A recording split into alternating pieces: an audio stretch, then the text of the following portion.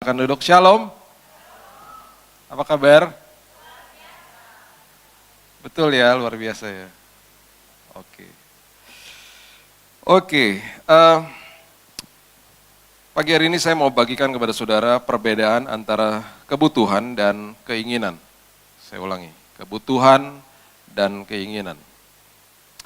Di mata Tuhan atau di firman Tuhan, kalau saudara pelajari, Tuhan mempunyai perspektif, yaitu Dia melihat kehidupan manusia dinilai dari kebutuhan dan dari keinginan. Kebutuhan dan keinginan.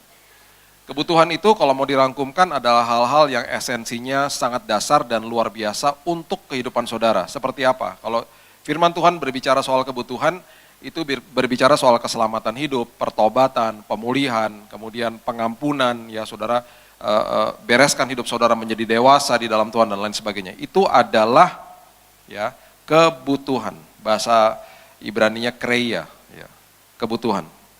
Di satu sisi ada lagi yang namanya keinginan.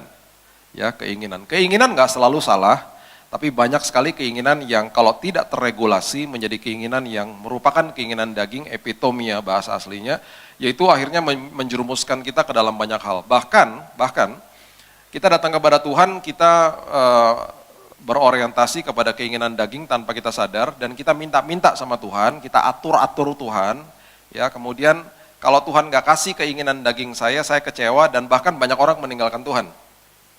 Jadi saya gak heran kalau dasar firman Tuhannya tidak kuat, kemudian dasar kehidupannya itu hanya datang kepada Tuhan, cuman mau supaya kepuasan keinginan dagingnya dipuaskan sama Tuhan. Saya nggak heran orang-orang seperti ini meninggalkan Yesus pada akhirnya. Dalam tanda kutip mereka menganggap Yesus sebagai sosok dewa. Kalau dalam tanda kutip ini dewa nggak cocok bagi saya cari dewa yang lain. Bahkan saya cari agama yang lain gitu, gitulah pokoknya. Ya. Nah ini yang mengerikan. Ini betul-betul mengerikan. Kita akan lihat beberapa ayat ya, banyak sekali sebenarnya, supaya saudara mengerti. Jangan kejar-kejar mujizat.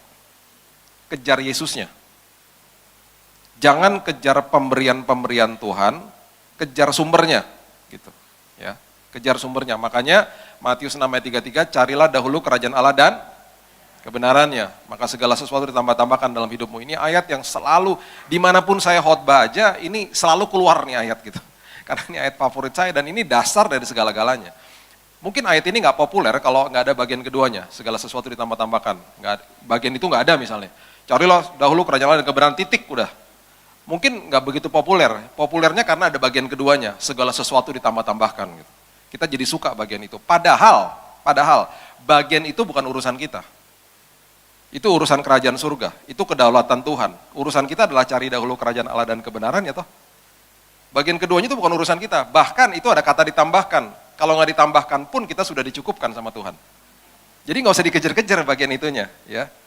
Nah, Yesus, Tuhan kita yang luar biasa ini, adalah Tuhan yang penuh mujizat. Betul. Penuh mujizat. Jangan dikejar mujizatnya. Kejar Yesusnya. Saya suka dengan kebenaran ini ya. Kalau dulu waktu saya pulang misalnya dari Surabaya, pulang ke rumah, anak-anak masih kecil-kecil misalnya. Sekarang mereka sudah 19 dan 12 tahun. Kalau mereka peluk saya, "Hi Dad, how are you? I miss you," gitu ya. Ujung-ujungnya ada gininya, oleh-olehnya mana? Oleh-olehnya mana? Ada maunya gitu. Tapi sekarang enggak. 2 minggu lalu anak saya yang kedua mau pergi retreat 5 hari gitu ya. 5 hari mau pergi. Malam-malam dia keluar dari kamarnya, saya keluar dari kamar saya, ketemulah di tempat di depan kulkas, sama-sama kelaparan gitu, mau cari makanan. Loh, kamu belum tidur? Dia juga belum tidur, lapar, yuk makan yuk gitu. Buka kulkas, dia cari susu, saya cari roti gitu. Ya kan? Udah selesai kita makan berdua, kita peluk-pelukan, dia peluk saya. Gak ada kata-kata apa, dia cuma bilang gini, "Dad, I love you," dia bilang gitu. Hening, berdua, cuman peluk-pelukan aja gitu. Bagi saya itu indahnya luar biasa. Dia kejar saya, dia sayang sama saya. Gak ada embel-embelnya, gak ada lagi begini-begini, oleh-olehnya mana? Dipeluk, "I love you Dad," besok beliin sesuatu ya, gak ada gitu-gitunya. Dia cuman peluk, dia cuman katakan, "I love you Dad." Yuk kita kejar Yesus yuk. Kejar sumbernya. saudara akan dipuaskan. Kalau saudara kejar-kejar yang namanya mujizat lah, kemudian berkat lah, ya, kita nggak akan pernah dipuaskan. Udah gitu, kita pengertian berkat juga salah gitu, ya. Saya tahun lalu sempat menulis bukunya, sempat tertunda karena saya sakit, nanti saya ceritain. Mudah-mudahan segera selesai. Saya sedih lah dengar orang ngejar-ngejar berkat itu, udah gitu artinya salah lagi. Berkat diartikan dengan materi gitu. Nggak ada hubungannya sebenarnya sama materi. Berkat itu ya sebenarnya kalau dirangkumkan dalam satu kata, saya udah pelajari, saya udah keluarin tuh kata berkat dari Kejadian sampai Wahyu. Bahasa aslinya kreia, barak, esher sama makarios kalau di perjanjian baru. Itu sistematis teologi kita hebat loh. 1500 tahun ditulis Alkitab kita oleh orang yang berbeda-beda, di tempat yang berbeda-beda, dalam waktu yang berbeda-beda, semuanya nyambung. Hebat loh Alkitab kita. Nah artinya kalau mau diartikan dalam satu kalimat begini, berbahagia menerima rancangan Tuhan untuk dikelola. Nah, itu arti berkat yang sebenarnya. Saya ulangi ya, berbahagia menerima rancangan Tuhan untuk dikelola, karena kita semuanya adalah pengelola bukan pemilik. Kemudian berbahagia menerima rancangan Tuhan berarti apa? Berarti kita ini sebagai pengelola harus jadi dewasa. Jadi sebenarnya berkat Tuhan adalah ketika saudara bertumbuh jadi dewasa rohani, saudara sedang diberkati Tuhan. Gak ada hubungannya sama materi. Jadi kalau ada orang memperkatakan begini ya, ini kita harus luruskan. Orang memperkatakan begini, aku memperkatakan berkat finansial atas hidupmu. Itu perkataan yang sah sebenarnya. Berkatnya bukan finansialnya adalah unsurnya. Berkatnya adalah saya cakap mengelola finansial saya. Saya ulangi ya. Aku memperkatakan berkat finansial atas hidupmu. Itu perkataan kalimat yang sah. Tapi artinya bukan, oh ya terima kasih Tuhan aku dapat uang, dapat materi. Bukan itu. Materi uangnya tuh unsurnya. Berkatnya adalah saya cakap mengelola finansial saya, itu. Aku memperkatakan berkat kesehatan dalam hidupmu. Kesehatan unsurnya. Berkatnya adalah saya cakap mengelola kesehatan saya. Jadi semuanya kembali mengacu kepada kedewasaan rohani, karakter. Makanya Paulus katakan begini, aku bermegah di depan kesengsaraanku. Karena itu adalah kesempatan di mana aku bisa belajar tekun. Tekun berarti sabar dan bertahan. Karena aku belajar tekun, itu akan menghasilkan buah yang dinamakan tahan uji dan pengharapan. Tahan uji dan pengharapan adalah buah dari ketekunan. Ya, itu nanti saudara bisa baca di Roma, ya. Roma 5 ayat 3 sampai 5. Ya, sekali lagi ya, kesengsaraan itu faktor eksternal. Kesengsaraan bisa datang kapan aja, ujian bisa datang kapan aja, cobaan bisa datang kapan aja. Berarti setiap hari harus siap. Enggak seperti waktu masih sekolah dulu, ujian dikasih jadwal. Kita belajarnya udah deket-deket, udah mau besoknya mau ujian baru kita belajar hari ini. Amin, saya amin duluan, saya begitu soalnya dulu. Ya kan? Tapi sekarang yang namanya ujian kehidupan kan enggak gitu, bisa datang kapan aja. Berarti tiap hari harus mempersiapkan diri. Hubungan intim sama Tuhan gaya hidup, bukan keharusan lagi. Keharusan adalah faktor eksternal.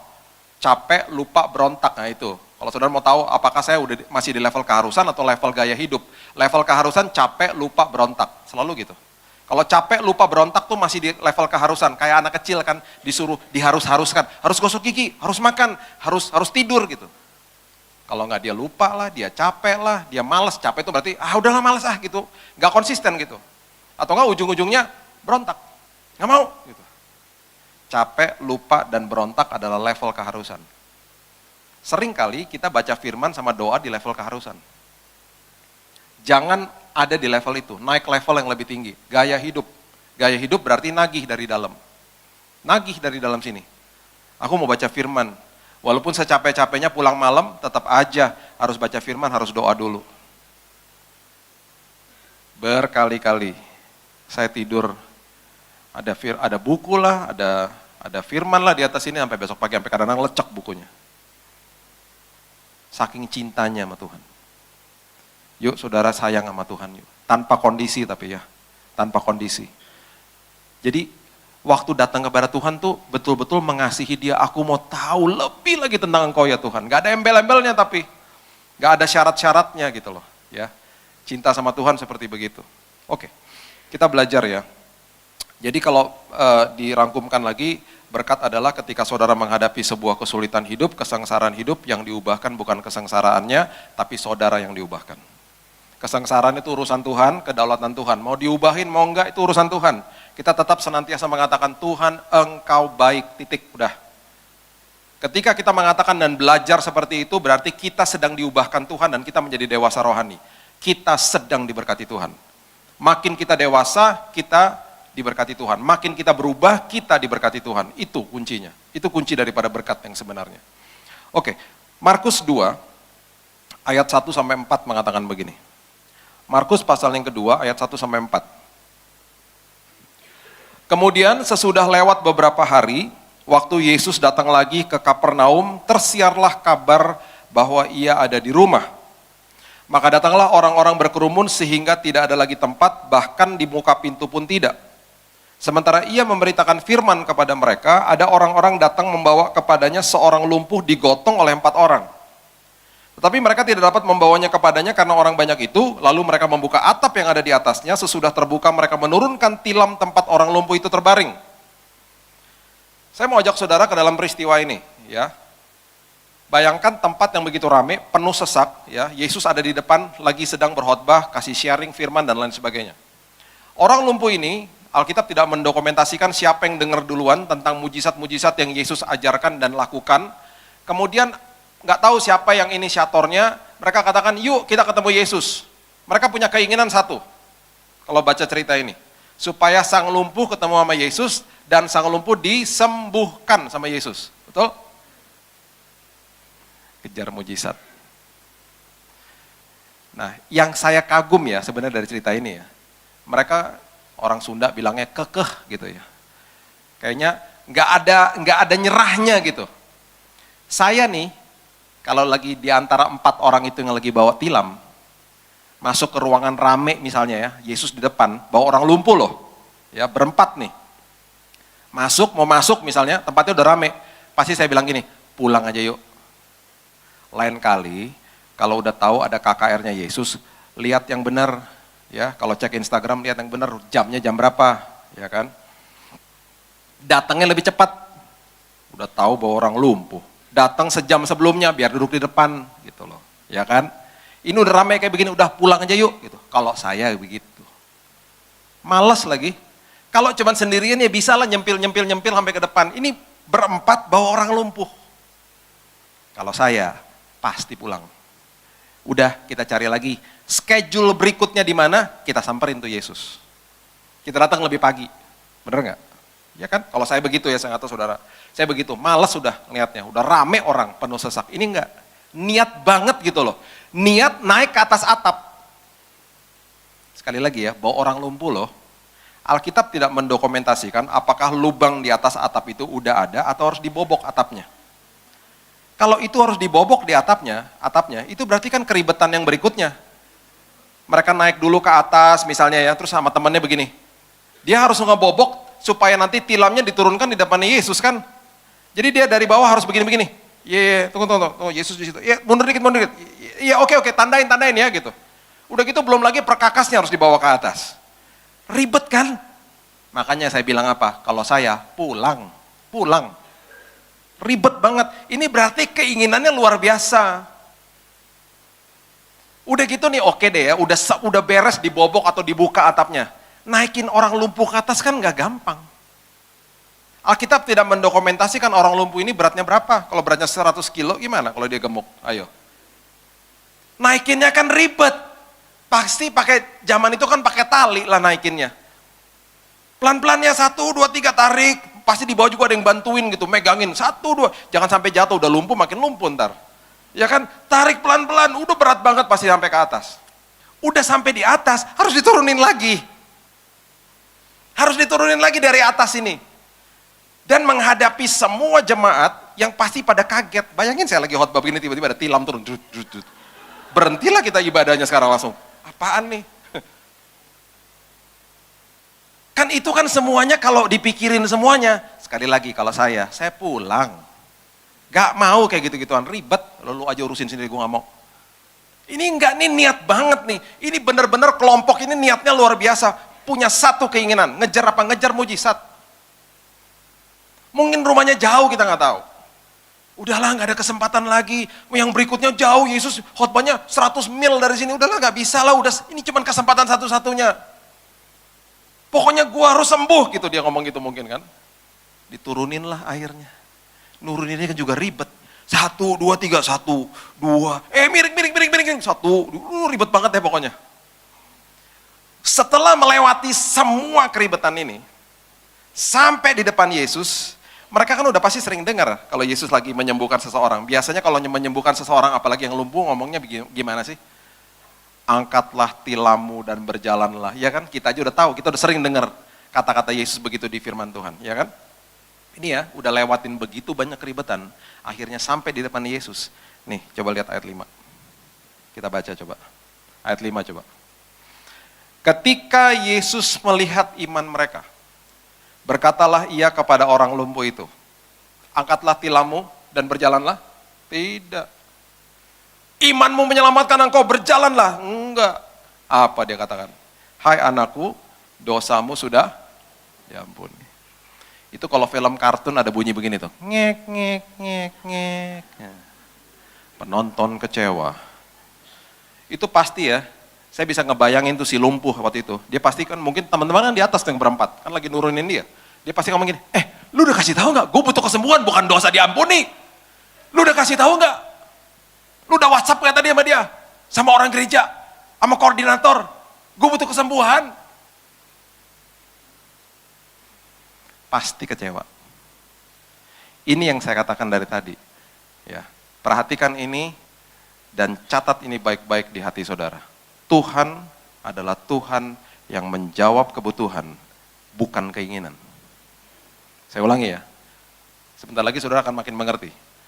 Tuhan adalah Tuhan yang menjawab kebutuhan, bukan keinginan. Dengan kata lain, lebih baik orang ini lumpuh seumur hidup, tapi dosanya diampuni, dia bertobat terima Yesus, ujung-ujungnya masuk surga.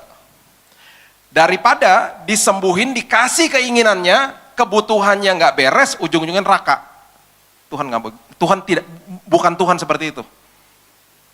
Makanya ketika saudara datang ke Tuhan, butuh mujizat lah, butuh hal-hal besar lah, dia selalu mau berubah dulu.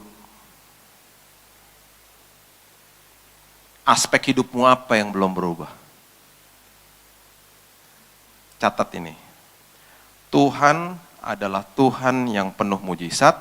Kalau melakukan mujizat tinggal balikin tangan, plek, terjadi mujizat. Satu-satunya hal yang Tuhan tidak mau, bukan tidak bisa ya, tidak mau. Tuhan bisa segala sesuatu. Tidak mau turut campur adalah perubahan karakter saudara. Dia kasih kebebasan untuk memilih. Mau berubah silakan, mau berubah bagus. Aku ada kuasa, kalau kamu nggak sanggup, aku kasih kuasa nih. Semuanya tersedia. Kalau kamu nggak mau juga terserah. Makanya perjalanan ke Emmaus, Alkitab mencatat begini. Dia berbuat seolah-olah ingin meneruskan perjalanan. Kan jalan sama muridnya kan? Muridnya belum lihat dia kan? Alkitab mencatat dia berbuat seolah-olah ingin meneruskan perjalanan. Berarti apa? Ada satu sisinya Yesus yang ingin diundang masuk. Puji Tuhan diundang masuk. Dan akhirnya mereka lihat Yesus. Dia tidak akan paksa saudara. Free will. Makanya kasih adalah keputusan, bukan perasaan. 1 Korintus 13 ayat 4-7, kasih itu murah hati, tidak cemburu dan lain sebagainya. Terus itu definisi kasih kan? Nggak ada satupun daripada kasih itu yang adalah perasaan. Nggak ada. Keputusan. Makanya kasih yang sebenarnya adalah ketika saudara diperhadapkan dengan memilih yang jahat dan yang baik, saudara memilih yang baik, itu kasih yang sejati. Tuhan sanggup nggak merubahkan saudara semuanya mengasihi dia? Sanggup. Tapi semua jadi robot. Jadi robot. Dibuat semuanya damai di bumi ini. Bisa? Bisa. Tapi jadi robot. Makanya kasihlah Tuhan Allahmu dengan segenap hatimu itu adalah keputusan. Dan ketika kita mengambil keputusan itu, kasihnya silang dan saling. Silang dan saling itu indah. Karena Tuhan mengambil keputusan untuk mengasihi, kita juga begitu. Makanya ya, yang namanya kasih beda sama jatuh cinta. Dunia mengenal jatuh cinta. Makanya orang dunia ketika masuk dalam pernikahan mengenalnya jatuh cinta. Kenapa? Jatuh cinta itu perasaan, bukan keputusan. Ketika perasaannya hilang, hilang juga pernikahannya. Tapi yang namanya kasih adalah keputusan. Walaupun perasaannya yang waktu pacaran kayak ada nervous di sini kan, kupu-kupu, butterfly katanya orang Amerika. Setelah 5 tahun, 10 tahun nikah, udah kagak ada rasa-rasa kayak begitu. Udah ngelewatin sakit hati, sebel, kesel sama pasangannya gitu kan. Kenapa bertahan? Karena mengambil keputusan untuk tetap mengasihi, kasih agape. Makanya pernikahan orang Kristen harusnya selamanya. Beda teh, kasih sama jatuh cinta. Beda, makanya namanya jatuh cinta, bukan naik cinta, jatuh. Karena letaknya di perasaan, letaknya di emosi. Emosi itu bisa terusik, bisa hilang kapan aja. Tapi yang namanya kasih itu abadi. Mengambil keputusan. Makanya kalau saudara baca 1 Korintus, definisi daripada kasih, itu semuanya keputusan, gak ada yang perasaan. Gak ada bangun-bangun pagi, aduh rasa-rasa murah hati nih, gak ada. Murah hati itu keputusan, aku mengambil keputusan untuk murah hati, aku mengambil keputusan untuk tidak mementingkan diri sendiri, gitu loh. Indah ya Tuhan ya. Makanya ambil keputusan, makanya Tuhan tidak mau turut campur. Dia tidak akan paksa saudara. Makanya ketika saudara akhirnya mengambil keputusan mau jadi dewasa di dalam Tuhan, bertumbuh kerohaniannya, mujizat tinggal tunggu waktu. Dia nunggu dulu, makanya dia adalah Tuhan yang menjawab kebutuhan, bukan keinginan. Nih ya, contoh lagi, supaya saudara makin ngerti. Kita sebagai orang tua, kita punya, banyak di sini udah orang tua ya, punya anak ya. Kita mau dong ngasih mereka yang terbaik, yang bagus, yang mereka inginkan lah gitu ya. Waktu mereka masih kecil-kecil, waktu anak saya masih kecil misalnya. Anak saya ini yang kedua nih suka Lego. Ya, saya jadi suka Lego gara-gara dia nih. Ya. Waktu kita pertama kali masuk ke toko Lego, pertama kali nih waktu dia masih kecil ya. Saya belajar juga kan pertama kali soal Lego. Di situ saya belajar, oh di semua boxnya tuh ada umur. 2-4, 4-6, 8-10, 16 ke atas. Waktu saya lihat 2-4, saya nggak minat. Bloknya gede-gede, jelek lagi kalau udah jadi kayak anak, ya mainan anak kecil lah. Tapi ketika saya lihat mainan yang 16 ke atas, bagi saya, wah tuh keren banget Legonya gitu. Kalau jadi juga bagus banget. Cuman waktu anak saya masih umur 2 tahun, nggak mungkin saya kasih yang umur 16 tahun. Hancur sama dia. Hancur, saya pengen banget kasih yang 16 tahun. Wow, keren banget nih. Nggak bisa, karena dia belum siap untuk ngelola. Dia belum dewasa. Saya harus kasih yang umur 2. Dengan beranjaknya dia terus makin dewasa, perkara-perkara besar terus dititipkan dalam hidupnya. Begitu juga Tuhan. Makanya talenta itu dititipkan 5, 2, dan 1 toh. Alkitab dengan jelas di Matius 25 mengatakan sesuai kesanggupan masing-masing. Ada yang sanggup 5, ada yang sanggup 2, ada yang sanggup 1. Tuhan cuma minta 1, kelola. Yang 5 dan 2 jadi double, Tuhan katakan engkau adalah hamba yang baik dan setia. Yang 1 nggak diapa-apain, engkau adalah hamba yang malas dan jahat. Ngeri loh kata-katanya. Jadi walaupun masih kecil nggak apa-apa, kelola aja sama-sama Tuhan. Nanti jadi besar kok. Bermitra sama Tuhan jadi besar. Nggak usah banding-bandingin sama orang lain, hubungan sama Tuhan aja. Itu mentalitas owner sama steward. Mentalitas pemilik sama pengelola, beda. Kalau pemilik kita banding-bandingin sama orang lain, kan milik, kita merasa memiliki. Tapi kan kita nggak begitu. Kan Mazmur 24 mengatakan semua yang ada di bawah langit punyanya kerajaan surga. Jadi saya pengelola toh. Kalau saya pengelola berarti saya harus bertanggung jawab sama Tuhan. Ketika saya bertanggung jawab sama Tuhan, saya akan stop banding-bandingin sama orang lain. Saya akan bertanggung jawab sama Tuhan. Dari itu aja kita merdeka. Makanya kenapa? Kebenaran memerdekakanmu. Makanya carilah kebenaran.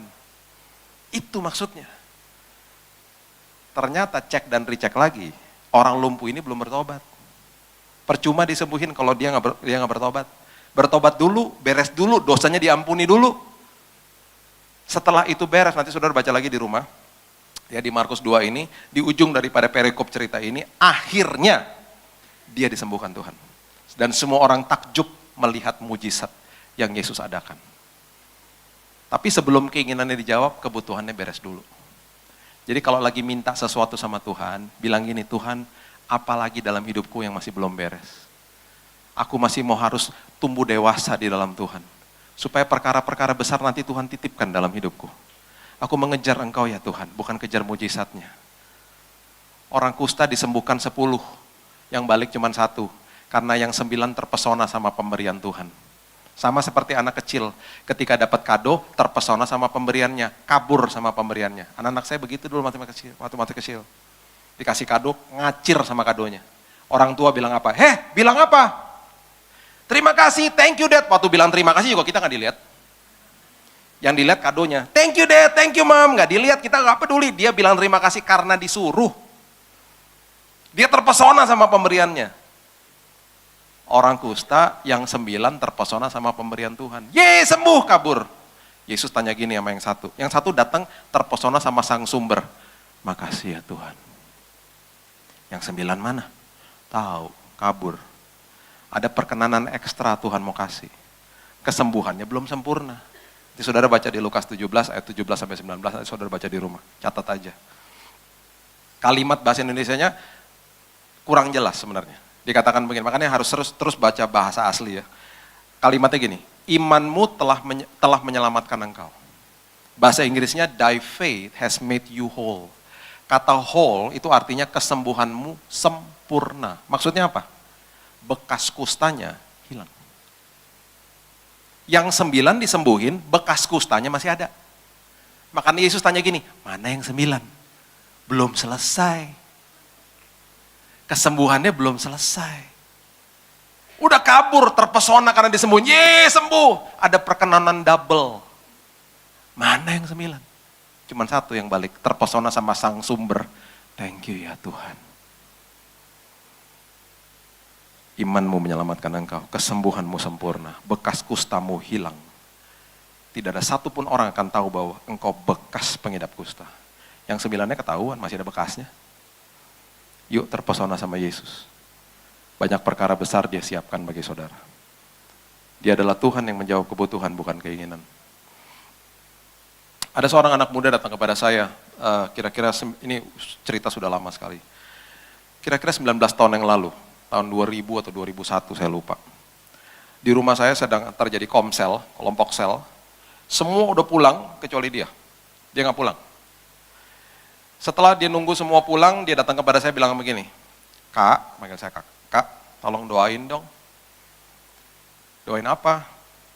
Saya butuh mujizat. Mujizat apa? Saya tanya lagi. Ini masalah pribadi sih. Ya oke. Saya cuma kasih tahu sekali itu, tapi langsung doa ya. Dia bilang gitu. Apa? Saya lagi doa sama Tuhan, saya pengen cepet-cepet Tuhan kasih 20 juta. Buat apa? Saya tanya gini. Ya saya lagi berdoa nih selama ini, saya ingin supaya cepat dikasih gitu, dia bilang gitu. Kenapa? Masalah pribadi tolong ya nggak usah ditanya-tanya lagi, saya bilang gitu. Dia bilang gitu. Saya makin gusar dong hati saya bilang enak aja. Ntar saya salah doa, nggak mau saya.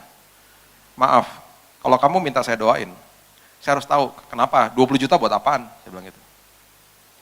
Sekali lagi ya, saya kasih tahu cuman sekali aja ya, habis itu langsung doa ya. Saya nggak pernah bilang iya loh. Dia selalu gitu-gitu tuh kalau ngomong. Saya ada utang 20 juta, ayo doa. Makin ini dong, makin terganggu dong saya. Sorry, 20 juta utang kemana? Saya bilang gitu. Dia kesel loh. Dia kesel. Kan tadi saya udah bilang langsung doa. Yaelah, ngatur-ngatur saya di rumah saya loh. Udah malam lagi. Saya bilang ini, sorry, saya mau doain. Cuman saya harus tahu nih duduk permasalahannya gimana. Kita nggak asal doa dong, kita harus ngerti dulu kenapa nih gitu. Ya karena aku udah bilang tadi. Utang 20 juta, iya utang kemana? Kan masalah pribadi, ngerti. Tapi kalau kamu minta saya doain kamu, saya harus tanya. Kalau nggak apa-apa, saya nggak akan doain, saya bilang gitu. Nggak apa-apa, nggak usah kasih tahu juga nggak apa-apa. Terserah kamu kok. Udah mulai kesel nih. Sekali lagi ya, saya kasih tahu udah gitu langsung doa nih. Utang kredit card, tuh ayo cepetan. Doa. Aduh. Saya makin gusar lagi, kredit card. Dan itu tahun segitu gede loh, 20 juta ya kan. Saya langsung tanya lagi dong. Buat beli apaan 20 juta? Iya dong. Saya mau tanya dong, ini anak masih muda loh, masih berapa waktu itu umurnya ya, 20 atau berapa gitu. 21 tahun atau berapa. Beli apaan 20 juta di kredit card? Saya mau tahu dong ini orang kenapa nih bisa pakai kredit card segitu banyak. Marah, kali ini dia marah. Tahu nggak dia bilang apa? Susah banget sih suruh doa. Hamba Tuhan macam apa nih? Wah, marah-marah tiba-tiba. Di rumah saya loh. Udah malam loh. Terus saya bilang gini, sorry, saya nggak akan doain sampai saya tahu semuanya. Tiba-tiba dia nangis. Saya kesel sama papa saya. Nah loh, dari utang kesel sama papanya tiba-tiba. Saya benci sama papa saya katanya. Kenapa? Ini semua gara-gara dia katanya. Gara-gara dia? Saya dari kecil dibanding-bandingin sama adik saya katanya. Adik saya selalu dibilang lebih cantik dari saya. Sampai saya tumbuh besar ini sampai nggak percaya diri. Ambil nangis-nangis. Terus hubungannya apa sama kredit card? Iya itu gara-gara itu, makanya saya akhirnya beli baju. Dan setiap kali saya beli baju saya rasa enak. Tapi saya kan nggak punya uang. Jadi saya waktu gesek-gesek kan enak banget tuh. Beli baju baru untuk nutupin ketidakpercayaan diri saya. Ini semua gara-gara papa saya benci sama dia. Ketahuan kan akar masalahnya tuh. Langsung saya bilang gini, nah dari tadi dong kasih tahu. Nah sekarang kita doa ya. Dari tadi kayak, ya gimana? Ini kan baru tahu sekarang duduk permasalahannya kan. Sekarang saya bilang gini, nah sekarang kan saya ngerti masalahnya apa. Sekarang kita akan doa pengampunan. Bukan doa minta uang. Kita doa supaya kamu ngampunin papamu, ini kan akarnya. Betul nggak? Tuhan udah tahu kamu perlu bayar utang nggak? Tuhan bisa melakukan mujizat kapan aja kan? Tuhan bisa kasih uang kapan aja. Tapi Tuhan mau kamu berubah dulu. Jadi kita doanya supaya kamu ngampuni papamu. Oh ngamuk. Berdiri sekarang dia. Berdiri, saya lagi duduk dia berdiri tiba-tiba. Hamba Tuhan macam apa sih ini? Oh gue udah kasih tahu semuanya. Sekarang suruh doa ngampunin papa. Ngapain? Saya dalam hati gini, ditampar nih, gue ditampar nih. Dia kan berdiri depan saya kan. Aduh Tuhan, betapa ironisnya hamba Tuhan ditampar di rumahnya sendiri. Ngeri loh ngeliatin mukanya tuh ngeri banget. Udah marah-marah saya ditampar. Tinggal tunggu waktu aja ditampar. Saya kaget juga dia marah-marah kan. Wah teriak-teriak pokoknya. Singkat cerita, ya ini akhirnya sampai jam 2 pagi. Dari jam, kalau nggak salah jam 9.30 malam, nih ngomong terus sampai jam 2 pagi. Capek loh. Akhirnya setuju berdoa. Karena saya bersikeras, saya bilang kalau kamu nggak mau saya doakan begitu, go ahead, kamu silakan pulang. Saya tidak akan doain yang lain. Saya tidak akan doain yang lain. Tuhan bukan dewa. Banyak orang datang ke hamba Tuhan ya, kadang-kadang jadi kultus individu tuh, ya datang. Saya berapa minggu lalu tuh ada di kebaktian di Jakarta ini, datang, Pak, ini sakit. Ayo doa Pak, doa. Buset deh, udah kayak dukun tuh nggak rasanya. Dia bilang, Bu, tunggu Bu, bentar Bu. Kita ngobrol dulu Bu, tenang ya Bu ya. Kultus individu, ngeri kan kalau kayak begitu. Nah akhirnya kita doa, saya suruh dia ngulangin apa yang saya ngomong ketika kita proklaim gitu ya, kasih tahu bahwa kamu tuh ngampunin bapak. Itu sampai guling-guling nih bawah. Keluar busa dari mulutnya. Karena begitu kepahitan sama bapaknya. Malam hari itu dia lepaskan pengampunan. Kira-kira jam 3 pagi selesai doa, dia minta maaf. Maaf ya kak, aku lega sekarang. Makasih ya kak. Aku lapar kak, boleh makan gak? Kurang ajar. Minta doain, marah-marah, ujung-ujung minta nasi goreng, ujung-ujung. Beli nasi goreng di luar tuh, untung ada, kalau Jakarta kan 24 jam tuh nasi goreng lewat-lewat, beliin makan dulu, makan anterin pulang. Saudara tahu apa yang terjadi? Dalam satu minggu, dia ada di tengah-tengah sebuah transaksi bisnis, jual beli. Biasanya dapat apa tuh orang yang tengah-tengah? Komisi tuh. Saudara tahu komisinya berapa? 21 juta. 20 jutanya bayar kredit card, 1 jutanya buat masuk kantong dia. Dan saudara tahu apa yang dilakukan? Karena dia sudah bertobat. Karena Tuhan menjawab kebutuhannya, kredit cardnya dipotong sama dia. Aku nggak butuh pakai kredit card. Saudara bisa bayangkan, Kalau Tuhan kasih keinginan dia, dikasih 20 juta, dipakai lagi nggak kreditnya? Pakai lagi. Pakai lagi. Ngerti maksud saya ya? Tuhan adalah Tuhan yang menjawab kebutuhan, bukan keinginan. Makanya jangan kejar-kejar mujizat, kejar Yesusnya. Ketika saya beres, ketika saya tumbuh dewasa, ketika saya makin dewasa rohani, perkara besar jadi sama hidup kita. Itu urusan Tuhan. Urusan Tuhan. Mau itu terjadi nggak terjadi, terserah Tuhan, tetap kita katakan Tuhan engkau baik. Ini kitanya berubah. Jadi isi doa kita bukan transaksional sama Tuhan. Doanya isinya transaksi melulu, udah kayak apaan aja tau nggak? Tuhan, tolong Tuhan. Kalau aku lakukan ini, Tuhan lakukan itu. Kalau Tuhan lakukan itu, baru nanti aku lakukan ini. Transaksi sama Tuhan. Datang ke hamba Tuhan juga begitu. Bapak tolong, saya nggak salahkan orang minta doa. Cuman jadi kultus individu akhirnya. 2 tahun lalu apa 3 tahun lalu tuh, saya sempat doain orang 1 tahun, 7 orang sakit, 7-7-nya meninggal semua. Ayo. Langsung pada ketakutan. Tadinya aku meminta doa sama dia, nggak jadi, ngeri. Nggak jadi, ntar habis doa berkat aku langsung pulang, ngeri. Nggak mau ketemu dia juga, ngeri. Pendeta penyambut nyawa ternyata. Sempet loh ada julukan begitu, sempet. Sampai tiba-tiba satu keluarga denger nih, saya waktu doain orang meninggal gitu kan. Satu keluarga telepon saya, Pak, ini mau cerita dulu nih Pak. Ini Papa nih ya, kan udah sakit Pak, sakit keras. Duit udah keluar banyak nih Pak. Nah Papa nih sekarang kita taruh di rumah aja, kita udah pasrah. Home care Pak. Jadi kita udah pasrah Pak. Nah gini nih Pak, kita denger nih Pak. Nah ampun deh, kita denger. Katanya Pak, Bapak kalau doain orang, orangnya cepat ketemu Yesus. Jadi kita udah berembuk Pak sekeluarga, kita mengundang Bapak ke rumah. Untuk doain Papa. Nah loh, terus bahasanya diplomatis banget, supaya Pak yang terbaik terjadi sama Papa. Terbaik terjadi, supaya Papa cepat-cepat mati, maksudnya gitu kan.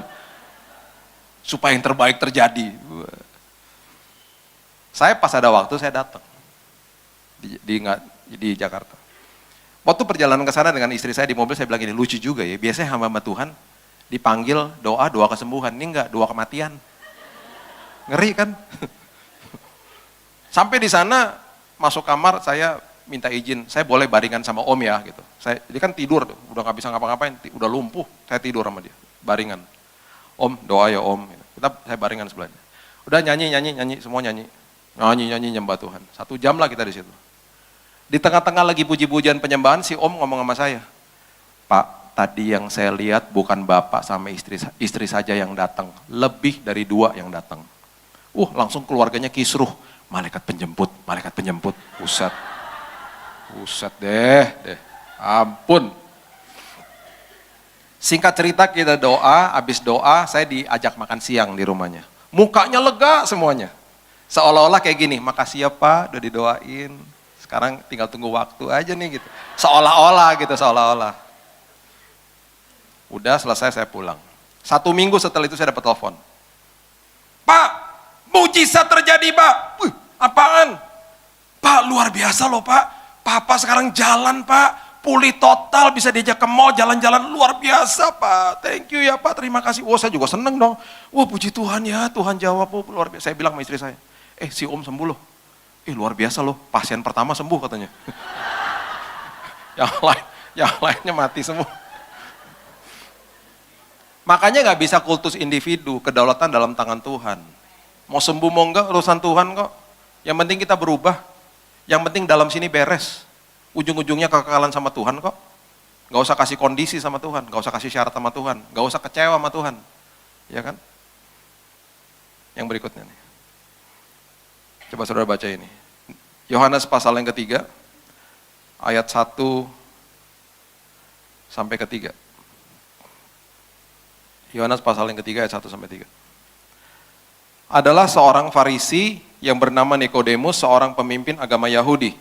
Ia datang pada waktu malam kepada Yesus dan berkata, Rabi, kami tahu bahwa engkau datang sebagai guru yang diutus Allah. Sebab tidak ada seorang pun yang dapat mengadakan tanda-tanda yang engkau adakan itu jika Allah tidak menyertainya.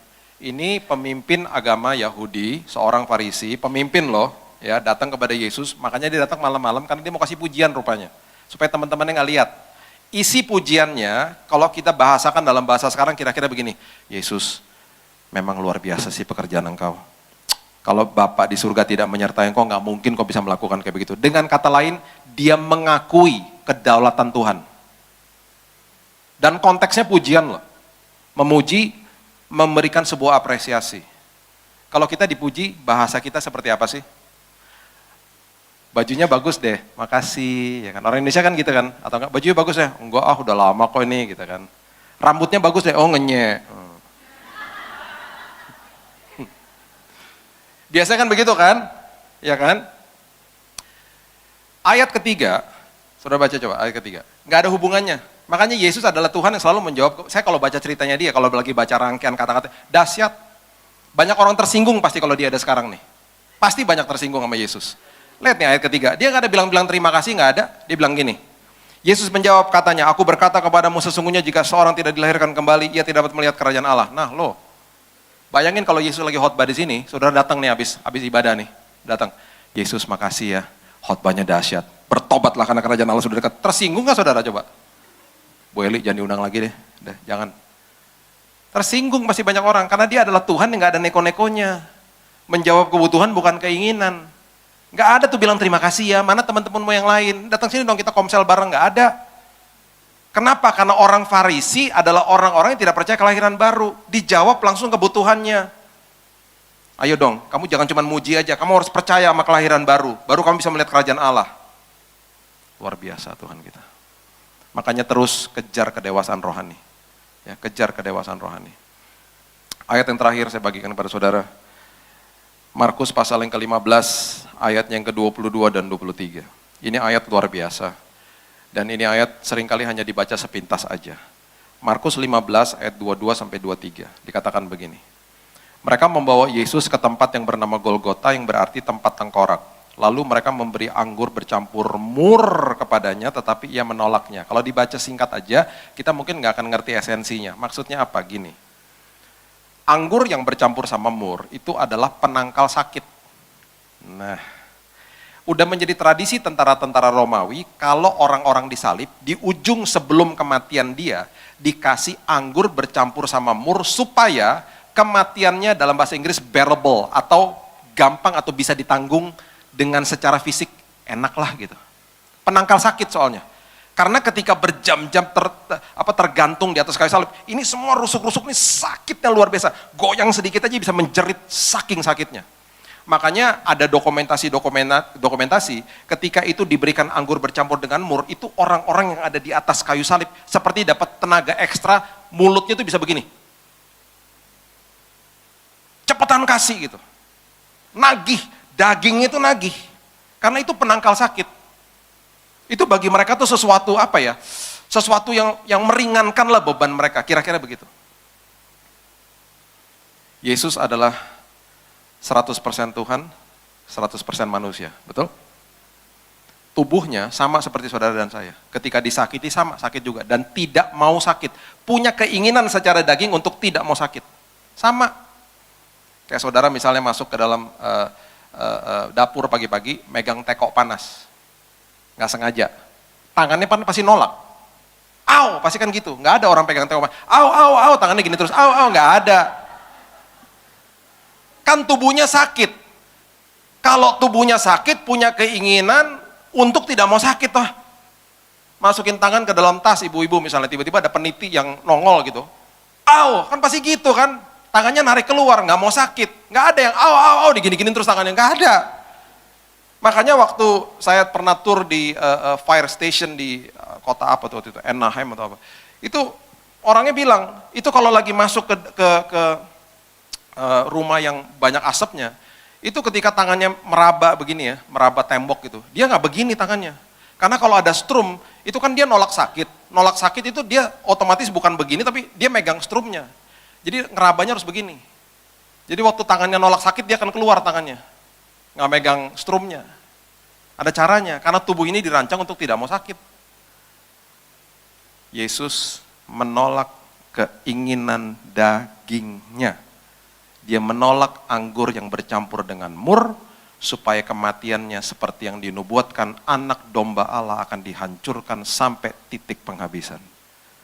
Dia lebih mementingkan kebutuhan daripada keinginan. Dia mementingkan kebutuhan kerajaan surga daripada keinginan. Sampai titik darah penghabisan, dia masih memberikan contoh ini kepada saudara dan saya. Jadi sampai kapanpun, fokuslah kepada kedewasaan rohani. Kebutuhan kita harus dijawab. Saudara mungkin sudah dengar kesaksian saya. Kalau saudara sudah dengar, mohon maaf, saya cerita singkat aja. Tanggal 27 November kemarin saya terakhir kali ada di sini. Saya tadi lihat foto saya di pesawat, saya lihat. Terakhir kali saya di sini ketemu Ibu Eli ini tanggal 27 November tahun lalu.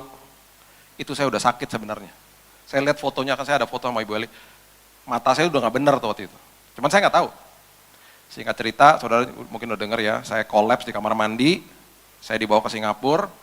Tanggal 2 Januari saya berhadapan dengan dokter memberitahu bahwa saya terdiagnosa kena acute myeloid leukemia, AML. Saya sebagai orang awam, saya nggak tahu, saya tanya sama dokter, stadium berapa, dokter bilang sama saya, Pak kalau kanker darah nggak ada stadiumnya, kanker darah itu adanya jenis AML adalah jenis yang paling mematikan, jenis yang penyebarannya paling cepat, dokter mengatakan you are in the process of dying. Kematian Bapak cepat. Saya nggak punya asuransi untuk cover di Singapura, jadi saya bilang sama dokter, dok ada nggak tempat yang lebih murah? Itu di Mount Elizabeth waktu itu.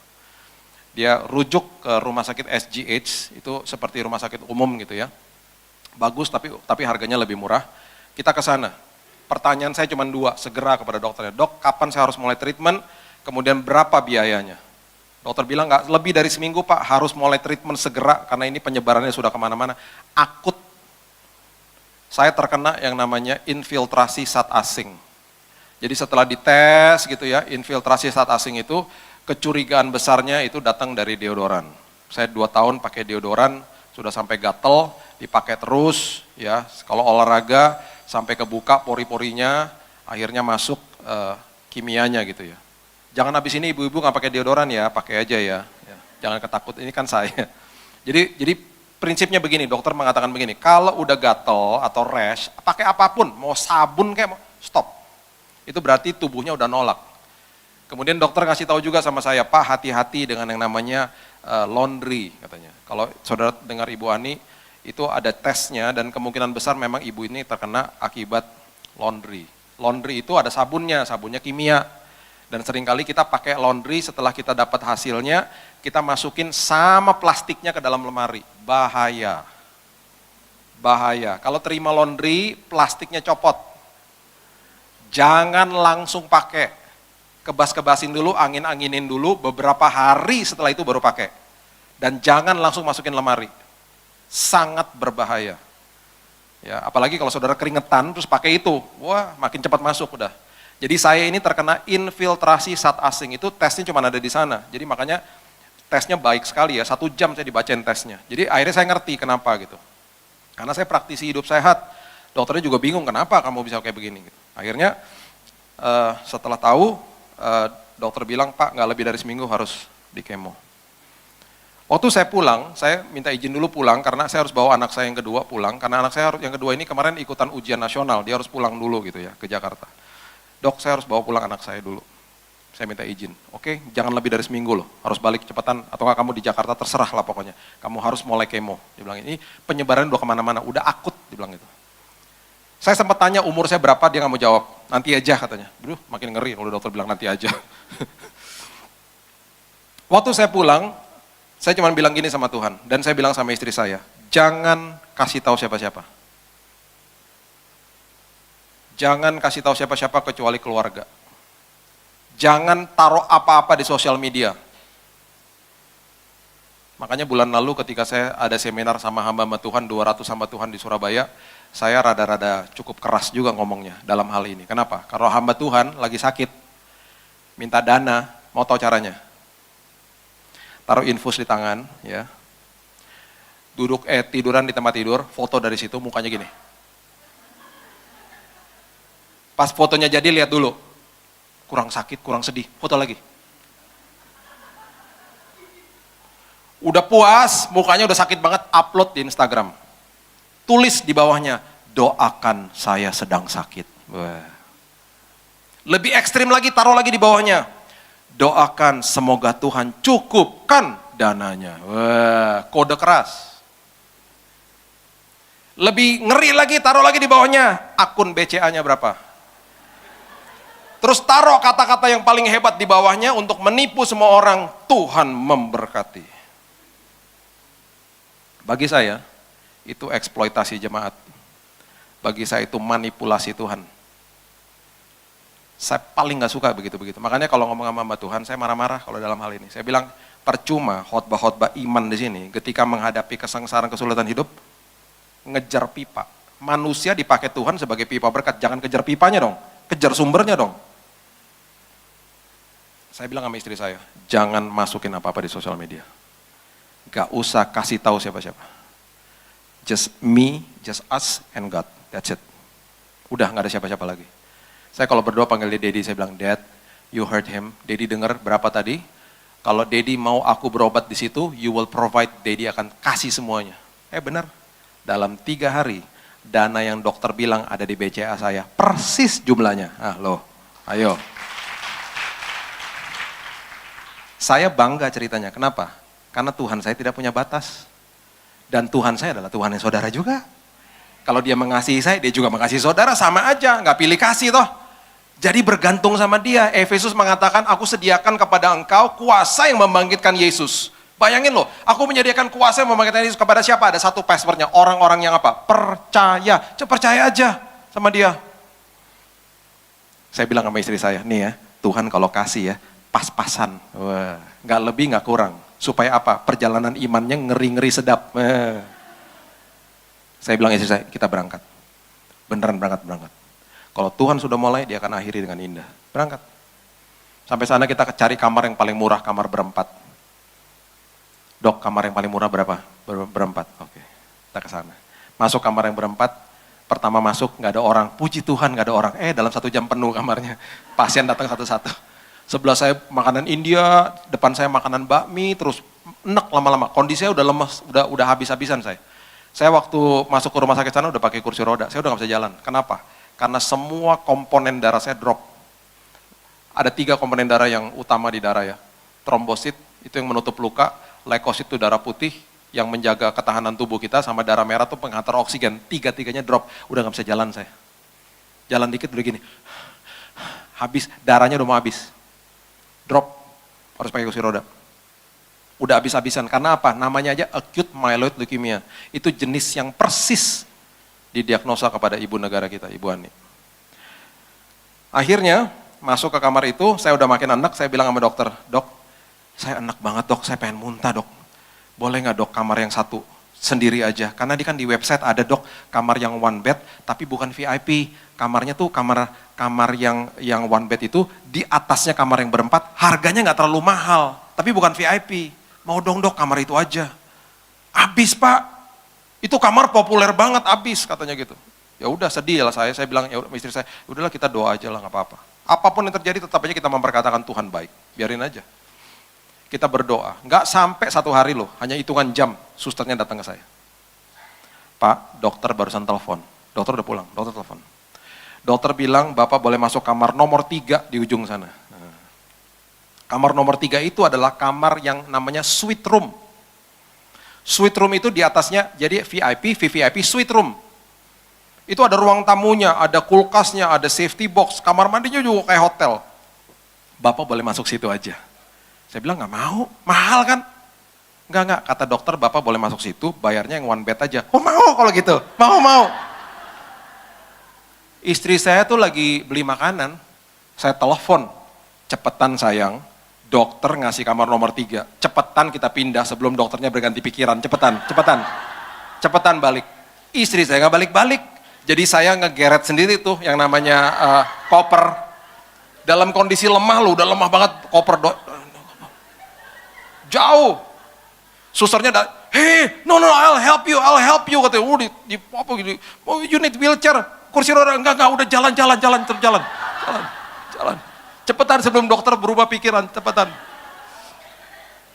Sampai di kamar istri saya belum datang juga. Saya langsung ada apa yang saya bisa bongkar, saya taruh-taruhnya di meja. Supaya apa? Settle. Biar udah penuh barang lah pokoknya gitu ya. Pak istri saya datang, saya bilang bongkar koper, taruh baju gantung-gantung semuanya udah. Pokoknya biar kelihatan kita udah di sini, udah adem ayam lah di sini udah. Peter sempat datang. Thank you, Peter sama Tante Esther mamanya sempat datang ke sana. Tuhan mengirimkan 80 orang. Saya nggak ngundang-ngundang ya, 80 orang datang termasuk Peter. Saya thank you banget. Saya ada foto, semua yang datang saya fotoin. Tadi saya lihat Peter, saya langsung ingat. Mamanya juga hadir saat itu, mereka lagi cek di sana dan hadir. Sepertiganya saya nggak kenal, yang datang saya nggak kenal. Orang dari gereja-gereja lokal. Saya dikasih enak-enak sama Tuhan, kenapa? Karena besoknya mau dengar vonis. Bener, besoknya datang Dr. Grace namanya. Dokter kasih karunia. Wih. Datang dia ngomong gini, Pak, saya kalau dokter dong ngomong terus dia begini dokter, Pak terus dia gini, itu ngeri banget loh. Dokter ya kalau ngomong terus dia jeda, habis dia jeda terus dia tarik napas, itu ngeri banget. Aduh apa sih dok, aduh cepetan gitu, apa sih gitu. Pak, kalau Bapak nggak di kemo, hasil tesnya menunjukkan umurnya Bapak cuma 3 bulan. Itu tanggal 8 Januari. Jadi kalau saya berdiri di sini, ini karena kemurahan Tuhan, bukan karena siapa-siapa. 3 bulan. Kalaupun Pak lama dikit, paling lama 6 bulan. Makanya Ibu Ani 3 bulan meninggal. Saya nangis depan televisi waktu dia meninggal. Beliau dirawat nggak jauh dari saya, di NUH. Setelah itu dia bilang, Pak kami udah racik obatnya keras, sangat keras. Dan mau nggak mau kami harus kasih obat ini. Bapak nggak bisa ditaruh di infus di tangan, infusnya harus ditanam di sini. Ditanam di sini bisa bertahan 1 tahun, harganya juga puluhan juta. Dikasih tahu harganya, mahal banget harganya. Ditaruh di sini. Dia akan diinjeksi masuk kemo, cairan kemonya. Nah, cairan kemonya itu suster bilang begini, kalau itu cairan kemo 1 tetes jatuh ke tangannya dia ketika dia lagi beberes, itu tangannya kebakar. Saudara bisa bayangkan cairan itu masuk, diinjek masuk ke dalam tubuh saya. Selangnya segini panjang masuk ke sini. Itu waktu dimasukin cairan itu 7 hari kali 24 jam. Non-stop, per hari 500 mili. Tes, masuk terus. Karena begitu panas cairannya dan mengerikan. Dia bilang itu akan membunuh semua Pak. Sel baik, sel jahat dibunuh semua. Bahkan organ-organ tubuh Bapak akan hancur. Hancur. Setelah dia selesai bicara, dia bilang, Bapak ngerti? Ya, Ibu ngerti. Sekarang tolong tanda tangan, supaya Bapak Ibu tidak suruh rumah sakit, tidak tuntut rumah sakit kalau apa-apa terjadi. Karena ada kemungkinan gini, Bapak akan terkena infeksi, kalau itu di cairan dimasukin, Bapak akan kolaps, masuk ICU, koma, meninggal. Jadi nggak diobati meninggal, diobati juga meninggal. Gitu. Karena keras, dan ini jenis kanker darah yang paling mengerikan, yang paling cepat penyebarannya. Udah selesai, dia pergi, mulai pengobatannya, saya ulang tahun tanggal 12 Januari itu ulang tahun saya sedang di kemo. Jadi dalam keadaan begitu. Jadi kemarin melewati hal-hal yang betul-betul lembah kekelaman. Setelah melewati itu, saya berdoa Tuhan tolong supaya tidak ada infeksi. Infeksi juga. Kena infeksi. Perut saya kena infeksi. Masukin cairan antibiotik sampai beberapa bag. Paru-paru saya infeksi.